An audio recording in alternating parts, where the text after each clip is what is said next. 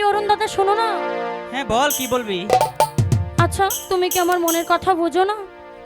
বুঝি তো, বুঝলেই কি করব? তোমার বাবার কথা শুনে আমার যে আর ভালো লাগে না। তোমার বাবার কথায় চিন্তা করে আমি তোমার কাছে আসি না, আমার যে ভয় লাগে। তাই আমি এখন চলি। হাই গো শোনো শোনো অরুণ